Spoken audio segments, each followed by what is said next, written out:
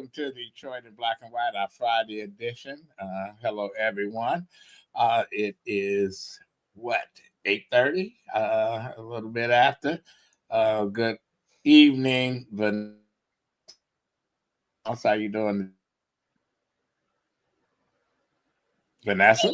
Hey, good evening. Good evening, Allan, Eric, Adolph, and good evening to all those that are watching Detroit in Black and White. If you're watching Detroit in Black and White, we want you to like, subscribe, share, tell your friends about the greatest show, the greatest podcast on YouTube and on all social media platforms. Good evening, good evening, good evening. Allan Lengel, co-founder of Deadline Detroit. How you doing, Allan? Good. Good evening, everybody. Oh, good. Can I hear you? Can you hear me? Okay, you had tailed off a little bit. And Eric Brown, how you doing, Eric? I'm doing good. Oh, good. You know what? I got a text the other day from Mallory McMorrow. She's running for the Senate. Fuck her. And the only reason I said fuck her is because they come from the same school as Dana Nessel and all these other people out of Lansing, and they throwing Democrats is throwing. It's like, listen, I have no problem with women running for office, etc. We got a lot of women as judges, etc. We got 2 women that's running for mayor, but I'm saying the Democratic giving us something that is we don't have. It's like one buffet. It's like they just serving chicken, and everybody don't eat chicken, and and this is what we getting as the lead entree. I can't eat this entree that they serving up to the community here in Detroit. Vanessa, I'll come to you. I'm just asking a question. Are we going to spend another show beating up on the Democrats? No, but because there was a Democrat that won the other day, a judgeship. I forgot where it was. It's not in Wisconsin. The Democrats, Vanessa. Okay, I was just asking a question. I'm not trying to beat up the Democrats. All I'm saying is, if we're gonna take back the state, and I'll just tell you, I want to take back the state, and I'm not trying to beat up anybody. We got to have more than just the same old ideology of the same old liberal politics. No, it's not beating up. I want to have make some choices. A variety. I want to be able to get a conservative or a somebody in the middle or whatever, right. But I don't want the same old. No. Right. So yeah, did you see something about her saying something really negative about the Democrats? I saw something today. I was like, listen, I'm not. I had the attitude. Look, I'm just done. I got to take a break. Well, I understand, but you can't take a break because But you look at it. I said I'm not going to take I want to take a break, and I don't want to read about what's going on in D.C. and all this other stuff. But you can't help it, and because politics is tied to a whole lot of things. Our school system in Detroit and stuff. You look at what's going on. The mayor's race, and I say, is there really a mayor's race? But then I get a text saying, and I say, damn, it's from the same old Kool-Aid. I like Faygo Red Pop, right? But I just don't want to drink it all day and every day. I want an orange. I want something else. Allan, your take on her running. My take on it. I understand what you're saying. I happen to like Mallory McMorrow. I like her energy, her spirit. We've got El Sayed, possibly who heads to Wayne County. I mean, he's another liberal. He's more grounded in Detroit. He's a good candidate. I think we'll see some other good candidates there, but until there's better ones, I mean, I'm not going to vote for somebody just because I want different if different is not better. So. Well, but I think that you get a choice. Different is better sometimes. Well, And yeah, sometimes. Yeah. But I don't see no difference. Then you got Slotkin and what's the other congresswoman? Haley Stevens. All of them coming from the same mold. Dana Nessa. Stevens is more moderate. You know what? That it's like it's a group of the gang that couldn't shoot straight. Here they are. And they running the state. Eric. I agree with you, Adolph, and I agree with Queen B. She would not get my vote, and to send out a text message 20 minutes after you announce your candidacy for a race that's not until 2026 is disingenuous to me because they all come from the same ilk. Dana Nessa, Whitmer, Granholm, Haley Stevens, Slotkin, all the same. And there's no way I will be voting for McMorrow. And if there's someone else, I have no problem sending out a text. You know, politics is politics. But she getting out there, and I'll give her credit for getting out there because I'm looking at the mayor's race right now, and it's like it's supposed to be a sprint because we got till August is right up on us. And they running the race like it's a marathon, and it's not a marathon; it's a sprint. And Adolph, the fireworks at what is people doing? I don't see anything on TV. Now I saw Fred Durhal. He got a truck riding around the city, saying vote for Fred. Listen, I'll give him credit for at least doing something. But everybody buying billboards. Absolutely, everybody got billboards. Vote. They don't. They not voting. Eric, go ahead. But I see that. Go ahead, Eric. I look at the race last year. They did the redistricting, and McMurray was matched up against Bullock. They automatically assumed that she was going to be the person. They anointed her. I mean, he didn't run it. Obviously, a deal was in play for him to stand back because as soon as the election was over with, he got an appointment to the Doug administration. But they acted like she was the one. Now they're acting like because of a speech she gave on LGBT and transgenderism that she that person. Again, that's what turned off a lot of people for the presidential election. So they're going to be in for a rude awakening. And, I think the state is going to flip red for the governorship. And I would not be surprised at all if we get the first Republican senator. But it doesn't have to. It doesn't have to because Duggan is not an idiot. Duggan has looked at this and said, well, I can't win as a Democrat, and so I'm running as an independent.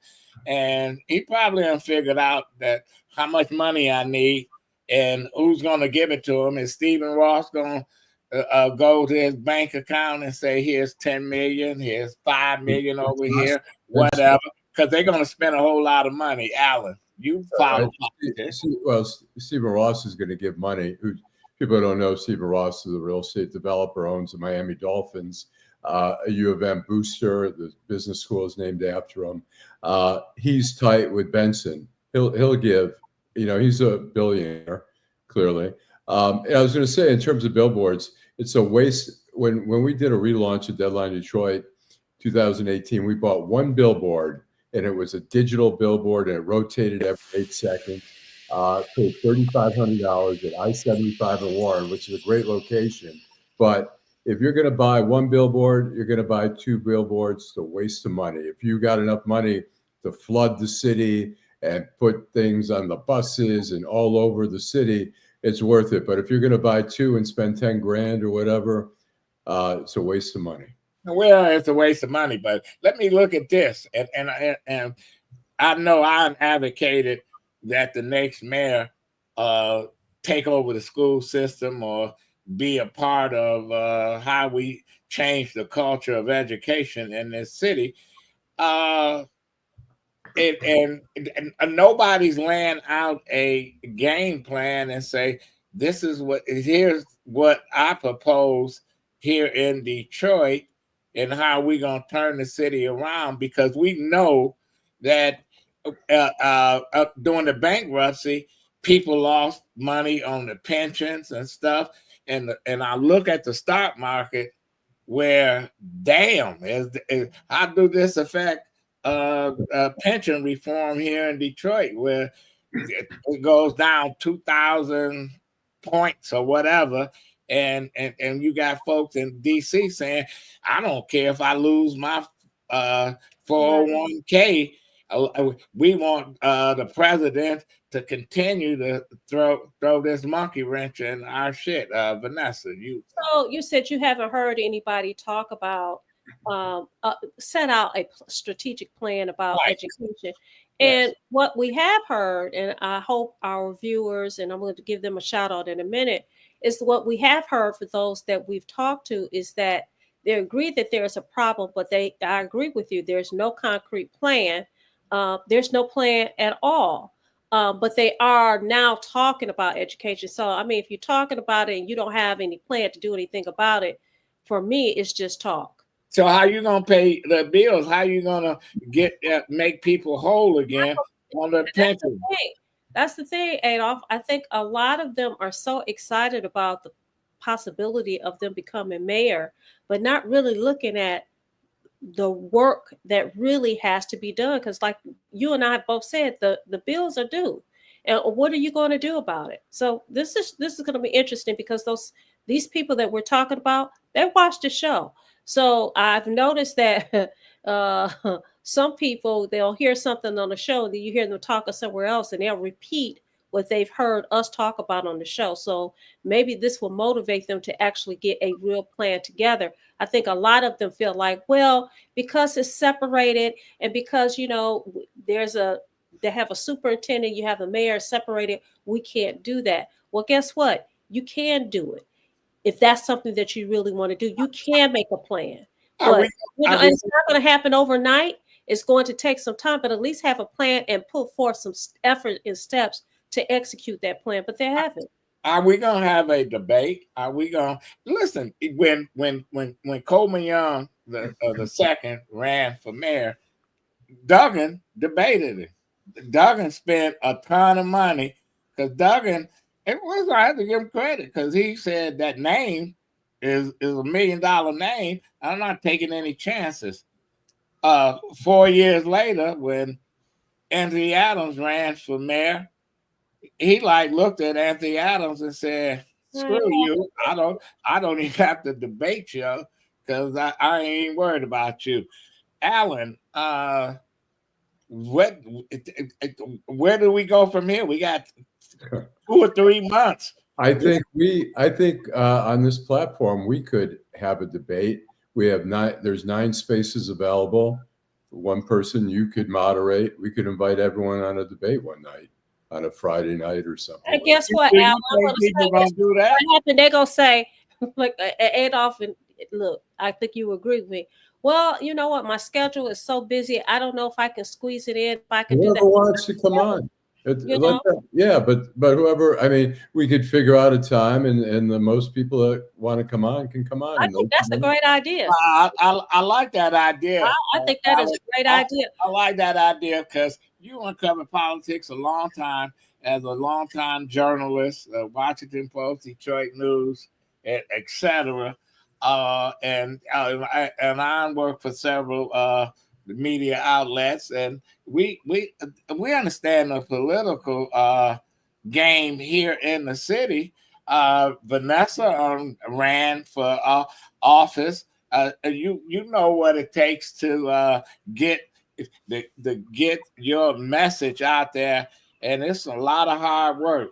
It is a lot of hard work, but you know what? One of the things that we should do when we do that, we should allow the viewers who participate in the chat to ask the questions. Last week when we had Councilwoman Sheila, oh, Lord have mercy, I said Sheila. Sheila, I'm looking at your name. When we had Councilwoman Mary Sheffield on the show, there was a lot of comments, and I didn't get a chance to go through all the comments and questions that they want to ask her. But these are the people that vote.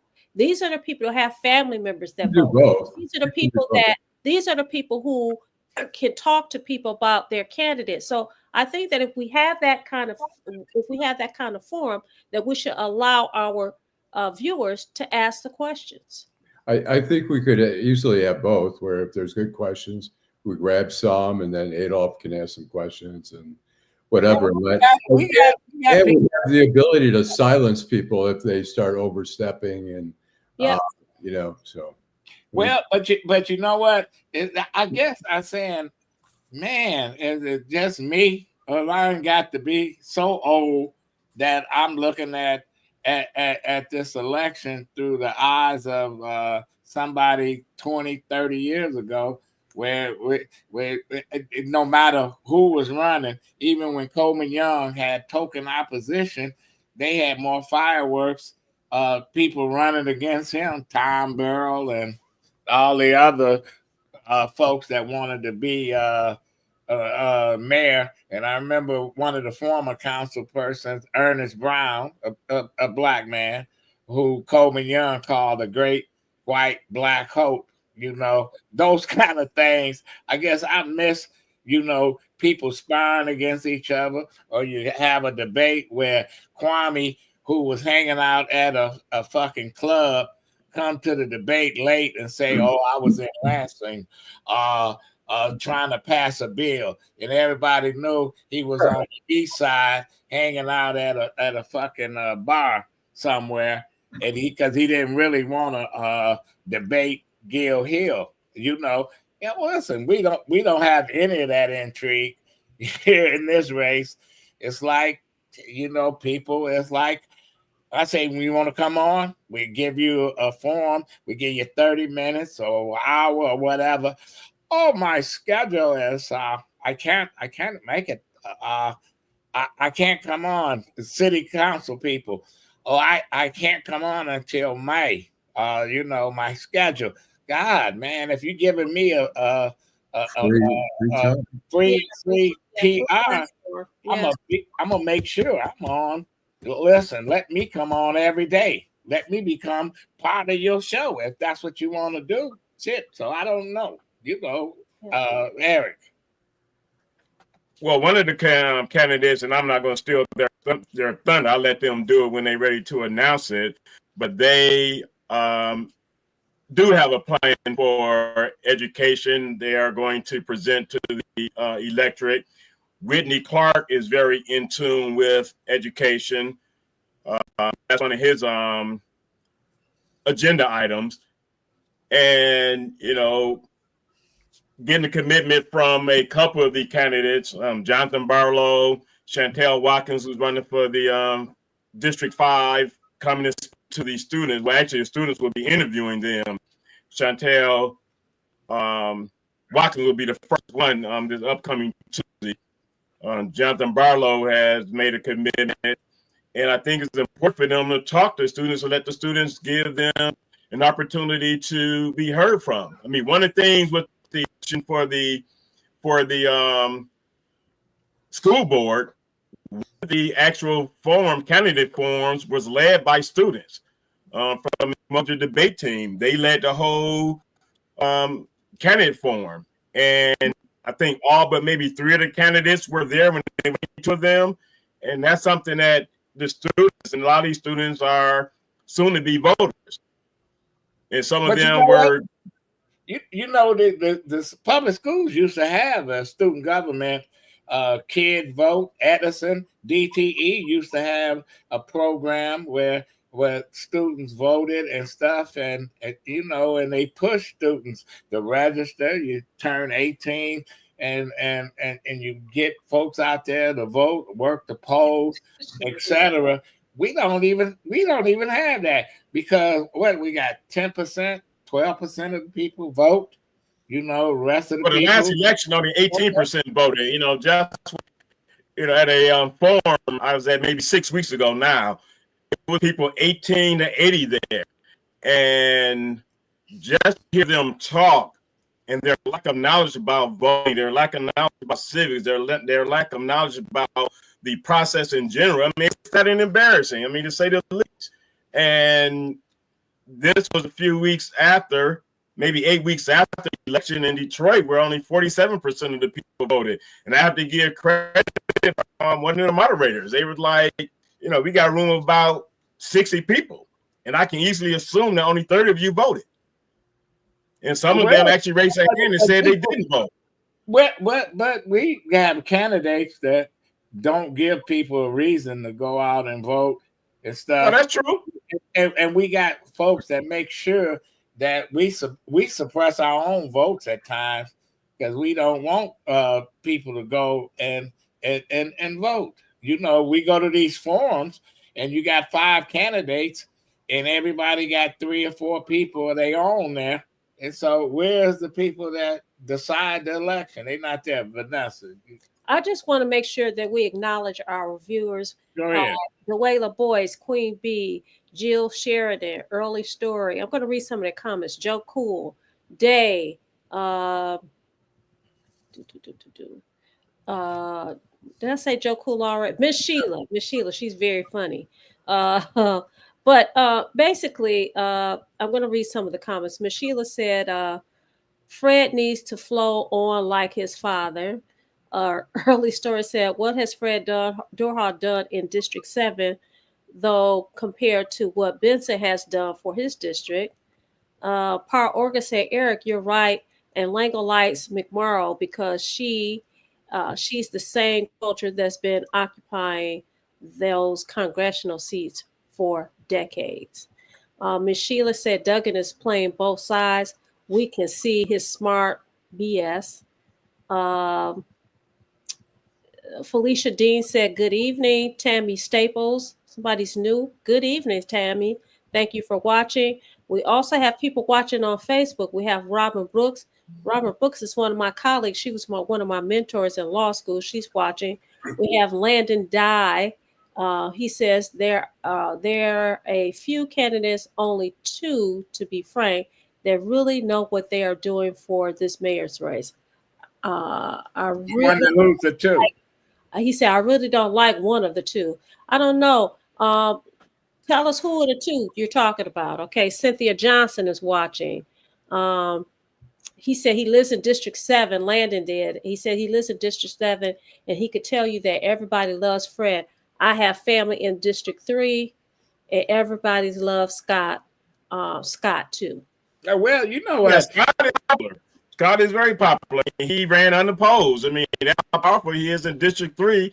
He was able to run unopposed for a city council seat 4 years ago, which is, which should have been unheard of considering he was under investigation. At least it was information about him being under investigation, but he still ran unopposed. Well, they say that Fred, some people don't like Fred, but Fred was a big upgrade from Gabe Leland. Gabe Leland sat in that district, and he was under indictment. He said it, but did not live in that district. Hey, well, we all know him and his father, Bert Leland. He grew up in Okemos. Right. But people right. It is what it is. So, Adolph, you asked who were the 2 people that Landon was talking about. He's talking about Barry Sheffield and Fred Durhal. Okay. Candidates say he's talking about. Okay, well, that's what we.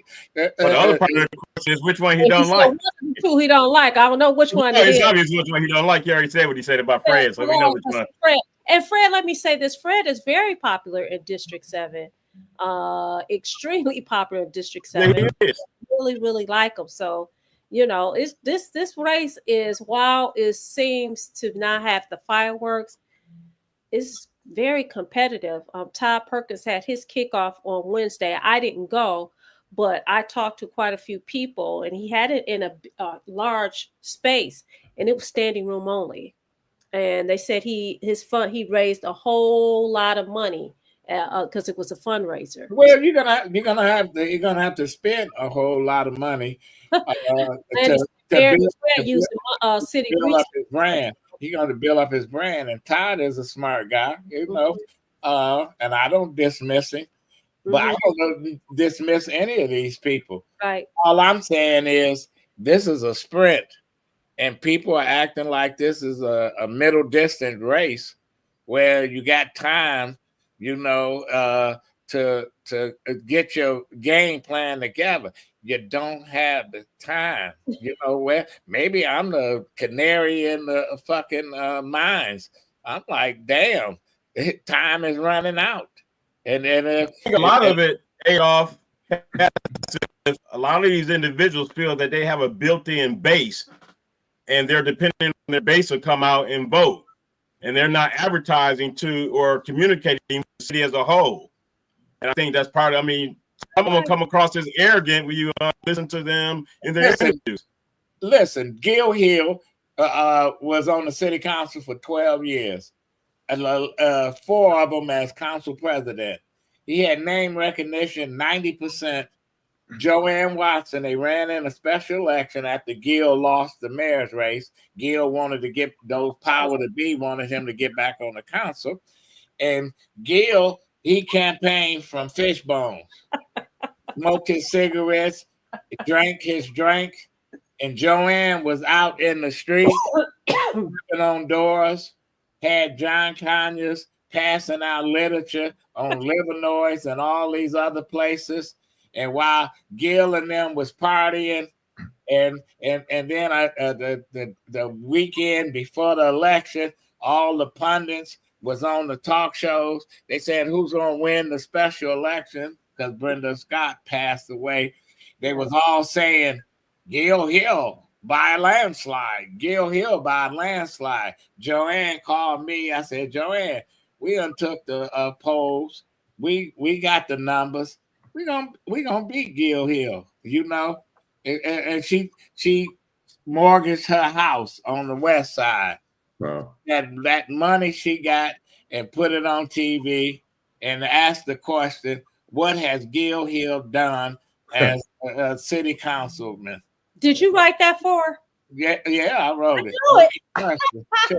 He didn't do nothing. So bottom line is, while they was partying at Fish Bones at the A bar, and the results was coming in, they cleared out because Joanne won. That's because while folks was doing their partying and didn't do what they should have done, if you hard work gets you by all the time, Allan. I was going to say, I wouldn't rule out James Craig. I think there's a big group that's going to be fighting for the same votes, and I think he's going to be fighting potentially for different votes. And I wouldn't be shocked. I'm not saying this is going to be. I wouldn't be shocked if it ends up being between Mary Sheffield and James Craig, but I could be totally off on that. But. Well, you know what is that? Listen, that's you looking at it from an objective point of view of this could happen. You know, it could happen. Is Craig out there doing his thing, or is Craig running his campaign from Sinbad's? Probably a little bit of both. Right. Mike Bunch, he said he finally catch you live. He appreciates us. Landon says Todd packed the room, which was pretty interesting. We also had somebody else make a comment that I want to read this comment. Oh, somebody was very disappointed that Mary Sheffield crashed Santil Jenkins gathering uninvited.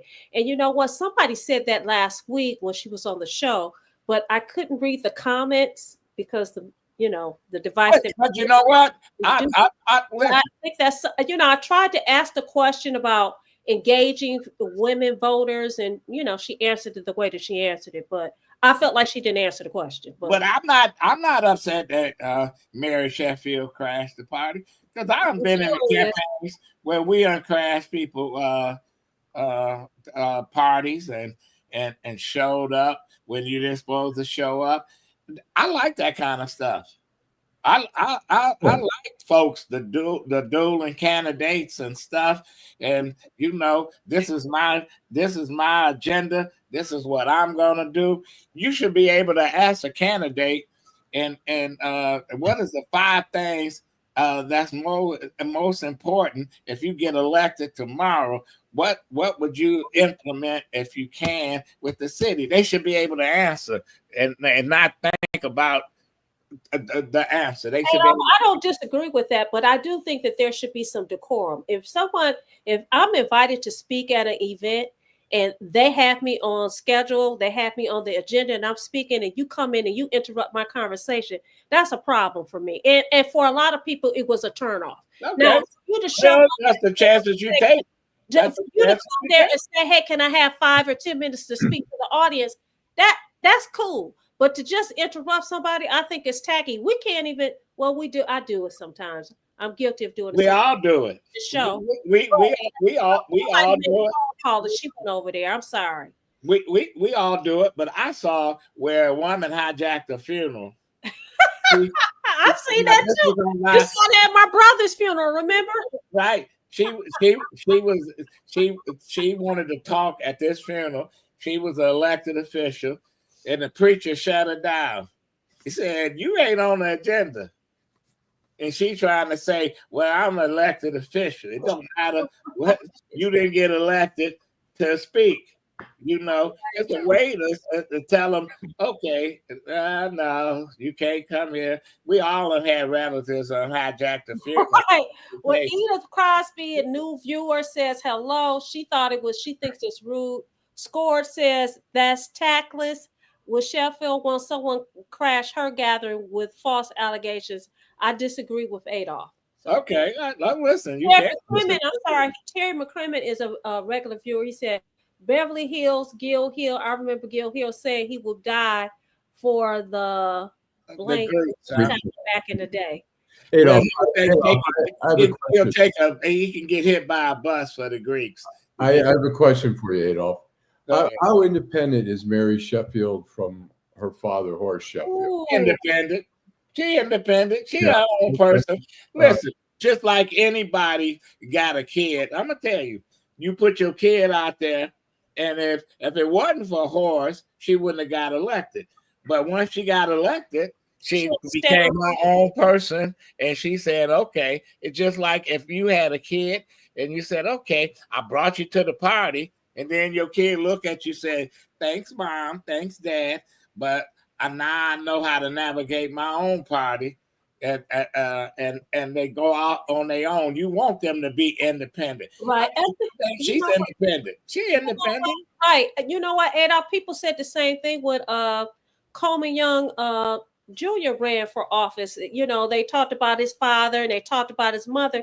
Listen, once you get the position, it's you. It's you. It's not your parents. And you can't expect for people to divorce their parents or separate themselves from their relatives because Coleman's father was dead. That's a legitimate question, Alan, because people are asking that question. Well, Coleman's father was dead, but his mother is his chief of staff. And the question is, how much influence does she have over Coleman? A whole lot of influence. A lot of influence. All the influence, actually. I just think it's a bad look. Well, Joe Kennedy controlled his whole family. Yeah. Listen, Donald Trump had his kids working for him. Right. Well, listen, we Kilpatrick daddy, the maestro, Bernard Kilpatrick, you got to come through me. And I know Kwame told me one time saying, "Man, we got to get past my father and some of the other folks that was around him, because he understood it. They was from the old school and they wanted people to pay homage to them." And you saw it, Alan. See, one of the things, even look at Polis, his initial polling spoke to one of the problems that Mary has, which is women. And she has a lot of support from Black men. But Black men, in the summer, in August, getting them is going to be her biggest handicap. Is she going to have a very impressive ground game to get them out the vote? Because unless she changed her image with females, she's going to have a problem. Well, I think at this point, in the way the race is coming down, she's looking pretty good right now, because you got people out there saying, "Oh, well, you know who." Her name is out there more than most folks, but I swear, I'm laughing at these comments. Queen is funny. Yeah, seniors, they vote. They like people like Santel Jenkins. Santel is gonna get a whole lot of votes. James Craig is gonna get a whole lot of votes because people like how he was when he was the chief of police. I might not like it, but who am I? I don't live in these senior buildings and stuff. And when people say I can call Chief Craig, one thing you could do, my former co-host Brenda Hill had him on speed dial, and I heard her call Chief Craig, cuss him out and stuff, and he show up because he answers those phone calls from the Brenda Hills and all the rest of the folks out there, and people remember that. They like that, and like he called himself Hollywood. He never met a mic that he didn't like or camera. Yeah, there it is. He knows how to do this game. They said that Kellogg, was it scored 13? Says scored. I don't know what. Scored 13 said Kellogg would get a whole lot of votes.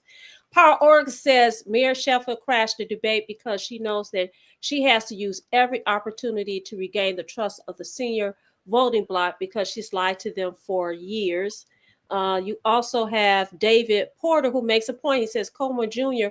ran as his dad's son. That's a difference. Yeah. Miss Sheila said Coleman Young is not like his father.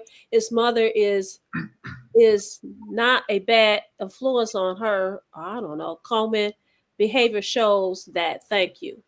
Joe Cool said you guys need to send a tech to Eric's house to fix that mic. Deborah Harris, thanks. Thanks for checking in. Deborah Harris. Deborah G says nobody wants Mary or Craig. Adolph, stop it. You know as well as we do that Horace Sheffield is running Detroit City Council along with that Carter. No, he's not. Listen. No, he's not. No, he's not. That's just don't do Mary like that. You might not agree with her, you might not want to vote for her, but she's our own person. I know Horace is a helicopter father. As well as if he could control her, he would.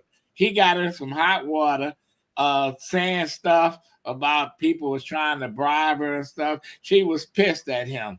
You got stop it, Adolph. He said, Adolph, stop it. No, but you know what? She her own person. She's been on council how long? 4 years, 5 years, whatever. And she has done a pretty good job. Look, Mary, when on our show, she was very impressive. I thought she, had a very impressive performance or whatever you want. And I'm not on Mary Sheffield payroll. So before anybody come and say, "Oh, he must be getting something from Mary," I'm not getting anything from nobody. Right. All I'm saying is I'm calling the way I see it. Right. It's going to be a tight race. It's anybody's game. Right. All I'm saying is I want to see some fireworks. That's me personally. Right. I want to see people spar against each other and say things, and it's been quiet. Yeah, all right. Mr. Duckett said Kellogg Sheffield debate will be good. Power Org says Lengel, you are on that stuff that killed Elvis. With Elvis. Queen B says Mayor has allowed her district to be so gentrified. It will be interesting to see if the gentrifiers vote for her for mayor. Well, now that's interesting. That's an interesting take because who said that? Queen Queen B. B. Yeah. Now that's an interesting take because I can agree.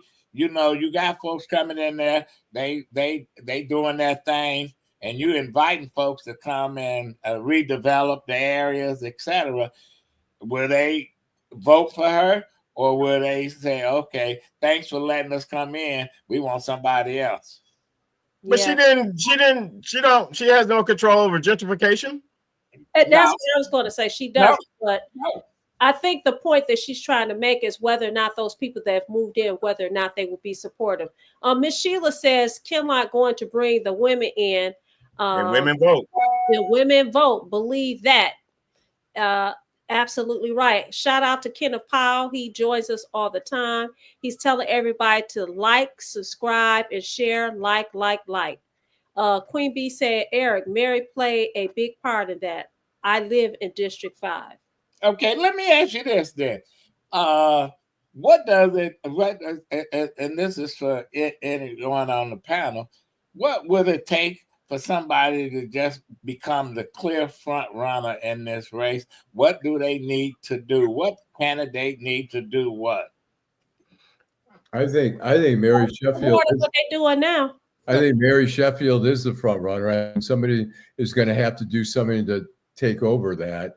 They're going to have to just work harder than she is, and she's working hard. So they got to get out there, as you say. We're not seeing. I'm trying to. Why do you say she's working hard? I'm just saying, at least from the polls, I think she has the highest name recognition of anyone who's running, and I think the polls have indicated that. They may not be accurate, but that's just my perception at this point. Okay, that's your perception, Vanessa. Go ahead.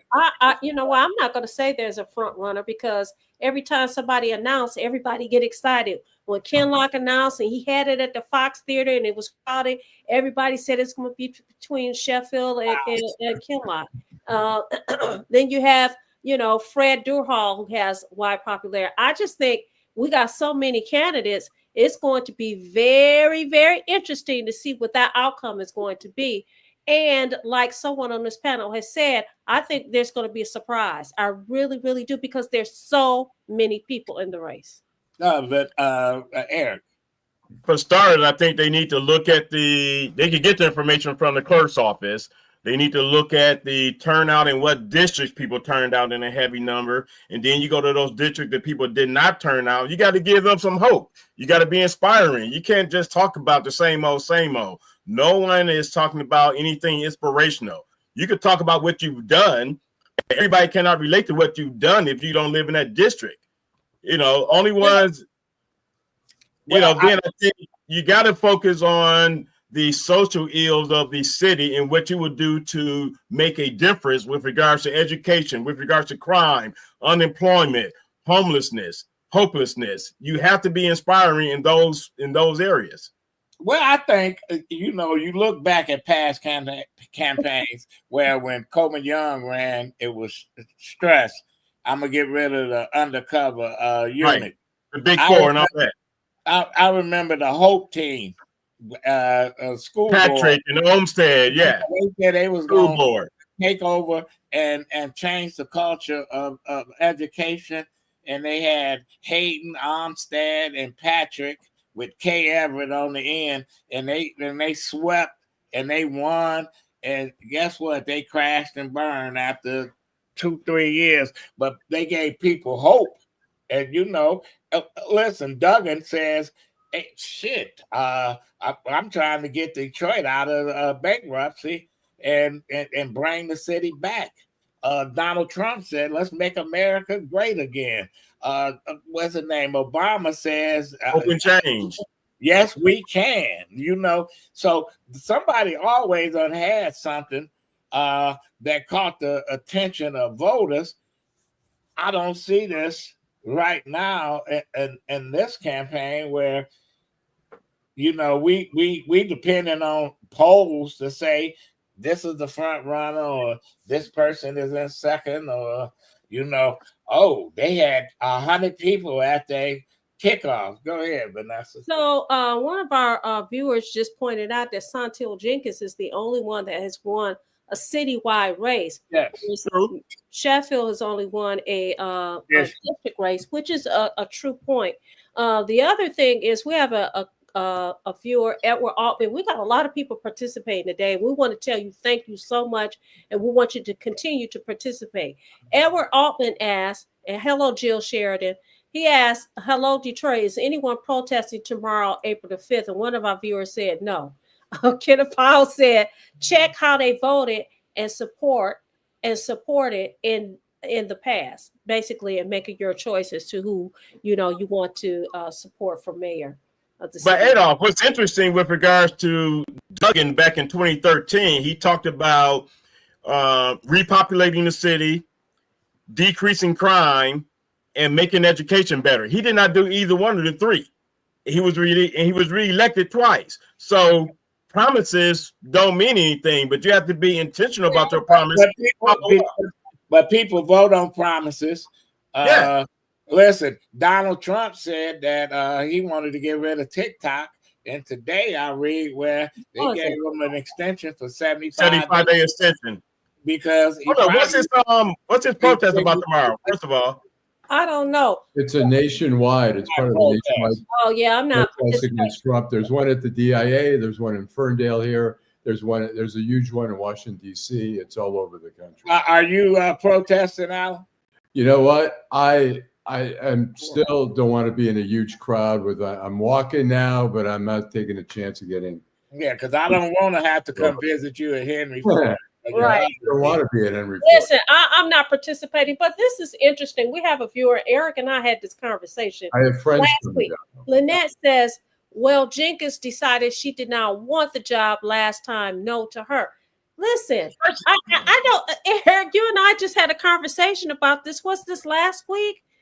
Yeah. Why are you going to punish somebody because they decided to do another job of service, and then didn't just serve the city of Detroiters, but it serves the state of Michigan? Why would you have a problem with somebody who moves somewhere else? I know somebody who's campaigning on that, and I'm sorry, if you think you're going to get my vote based on that, you lose every time. Right? Not just that. Who does not take a higher paying job? I mean, that argument is the most ridiculous thing that I just cannot grasp as people trying to slam on Chantel Jenkins. Who does not take a higher paying job?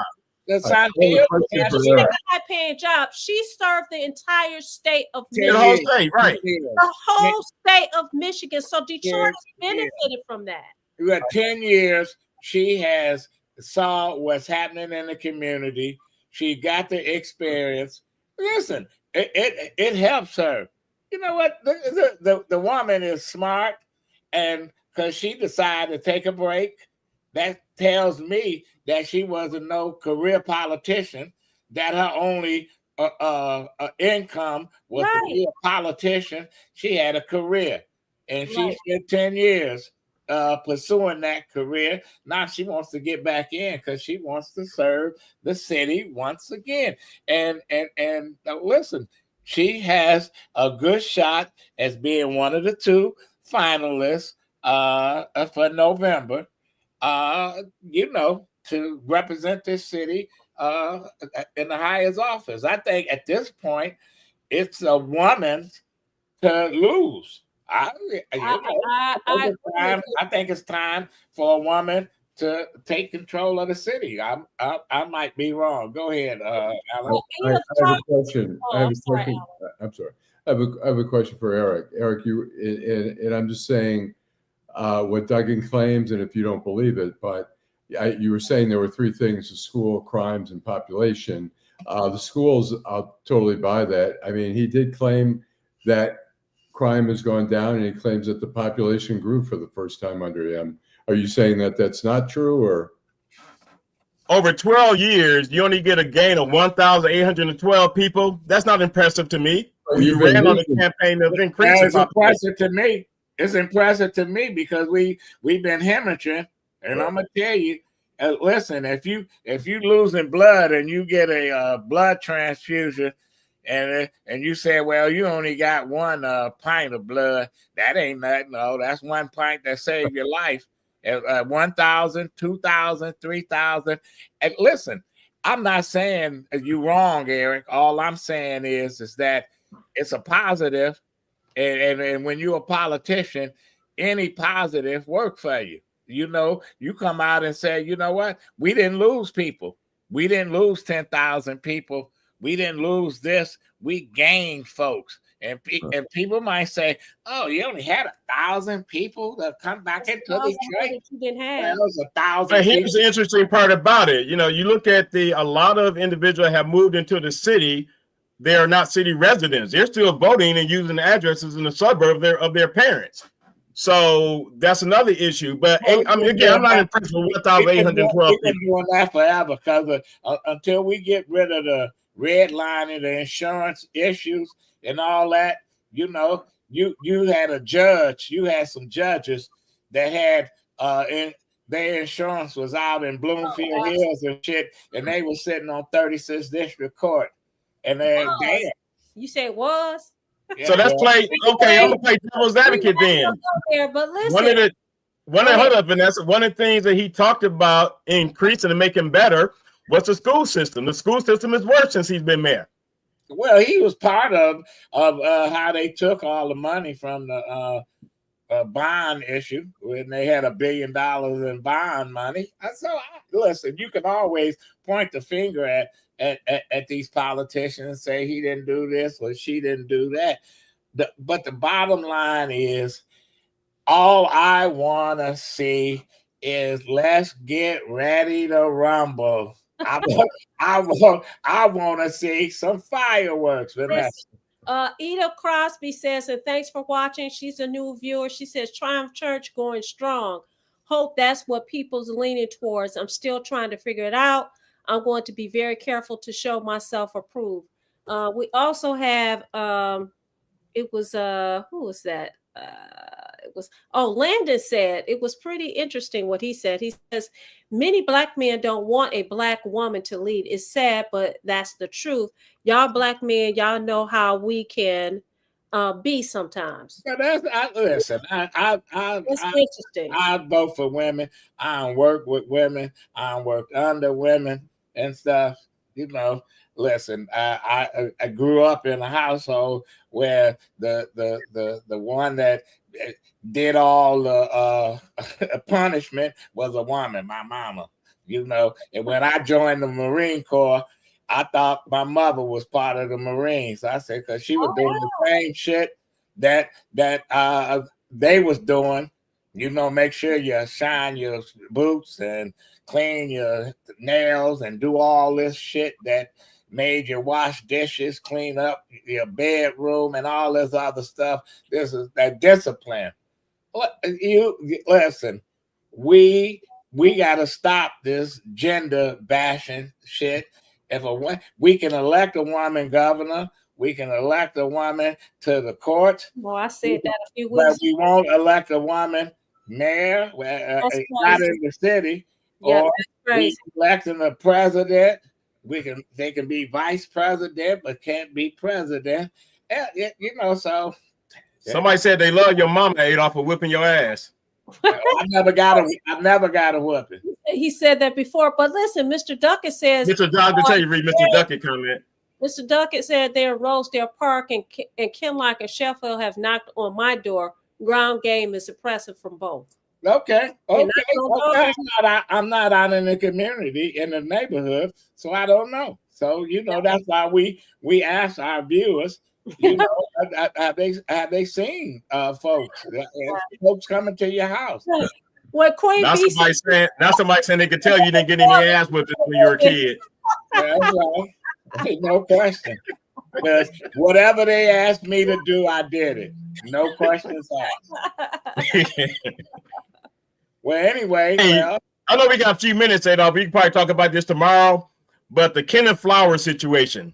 Oh yeah, he pleaded to a criminal sexual conduct, and it's so unfortunate that these pulpit characters do what they be doing to these little boys.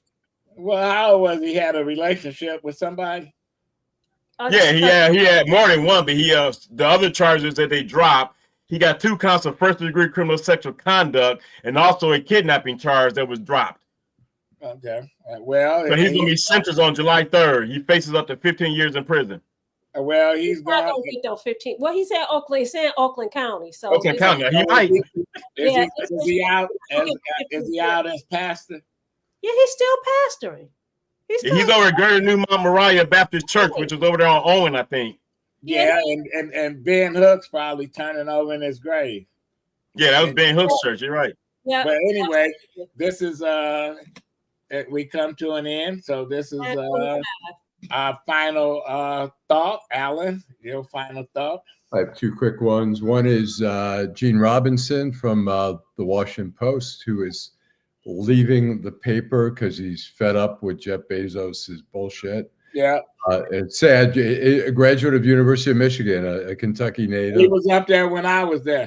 Did you know him up there? He's a great guy, and he's a great journalist, and it's a loss, the paper. The other one is Amber Ruffin, who's a comedy writer for the Seth Meyers Show. She was invited to be the MC at the White House Correspondents' Dinner later. He was disinvited. And was disinvited because they were worried that she was going to be doing too much Trump dissing. And I think it's one thing, you do your research. If she's not going to go easy on Trump. Trump never shows up. Normally, I mean, these MCs, they get comedians, they take shots at everyone, including the president. They should have done it. It should not have invited her. Once you invite her, it looks very cowardice. And the White House Correspondents' White House Correspondents' Dinner is bullshit anyways. But it sure is. It sure is. Eric, your final thought. My final comment is to I think it was Queen B asking who is Ken Flowers. He is the pastor of Greater New Mount Moriah Baptist Church in Detroit. And it was founded by Ben Hooks, right? Or was he just one of the pastors there in the past? One of the pastors. Yeah. Yeah, Ben Hooks, former NAACP great leader. Used to be the first Black judge in Memphis, Tennessee, and a long-time NAACP advocate. He was an icon. And also, 1 second, Adolph, and as a tribute and memoriam of Dr. Martin Luther King, this is the day that we celebrate his assassination. A great man gone too soon. So prayers to him as he continued to live on with the ancestors in heaven. Well, if Dr. King was alive, he'd be right there with Donald Trump. Go ahead, Vanessa. So I want to say thank you to all of our viewers, all the people that are new on this platform on YouTube, as well as Facebook, because I'm looking at Facebook at the same time. We want you to continue to watch the greatest podcast on social media, on YouTube, Detroit in Black and White. We're going to say thank you, Joe, Queen B, Deborah G, Deborah Harris, Kenneth Powell, Day, he watches all the time. Landon, who's new. Felicia, Mr. Duckett, Orga, Kenneth Powell, Miss Sheila, Edward Altman, Jill Sheridan, Scored 13. Thank you so much for watching Detroit in Black and White, and join us again tomorrow morning. If I missed your name, charge it to my head, not to my heart. Thanks for watching, D-Love. And we will Score see 13. Okay. Yeah. Well, and I want to thank Eric, Alan, Vanessa, and thank all our viewers. Teresa, thank you very much. We couldn't have this show without Teresa and Jim. You watching? I hope it's a hurricane down in where you at, because you enjoying that weather, and we got to deal with this cold stuff. See you tomorrow from Mac Shane's at 10 o'clock. This is Whitney Clark, you'll be there tomorrow. Thank you. And let Whitney listen. Whitney running a hell of a campaign, ain't he? He everywhere. Mike Bunch is new. Thank you so much for watching. Yeah, he is. So looking forward. That's the only ones running the campaign are the District 5 City Council people. Absolutely. Yeah, we'll see him. We'll see him tomorrow, and we'll see y'all tomorrow morning. All right. Take care.